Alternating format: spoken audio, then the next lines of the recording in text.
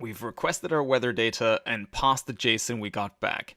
Time to display the updated weather data to the user. Go to the weathercontroller.java file. We will now create a separate method that takes care of updating all the views on screen using the weather data model.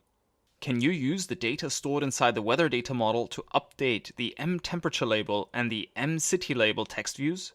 Recall that the way to update the text on a text view is by using the setText method. I'll give you a few seconds to pause the video. And here's the solution. When it comes to setting the text, we simply get the temperature by accessing it via weather.getTemperature. And when it comes to setting the text for the city label, we also use the weather data model's getter method for the city. Now it's time to update the image displayed in the center of the screen. Our images are a resource stored in the drawable folder. To set an image on an image view, we need to use that image's resource ID. However, the resource ID of the images in the drawable folder is not readily apparent. All we know are the file names of the different images.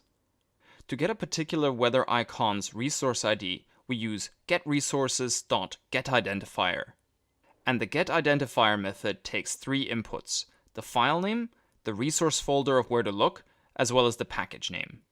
Now we've got the resource ID stored in a local variable called resource ID. Now as a challenge, can you use this resource ID variable to update the mWeatherImage image view with a new image using setImageResource? I'll give you a few seconds to pause the video. And here's the solution. We simply type mWeatherImage.setImageResource and pass the resource ID as a parameter. And for the next challenge, can you call updateUI and pass the weather data object as a parameter? Have a think about where in our code we would make this method call. Again, I'll give you a few seconds to pause the video. And here's the solution. We should update the screen with the weather data after we've received and passed the JSON. So we can add the instruction to update the UI in the onSuccess callback. Now let's run the app and see if it displays the updates with the current weather conditions. Works like a dream, right? I think every time I run this, it's like sunny and nice in Mountain View.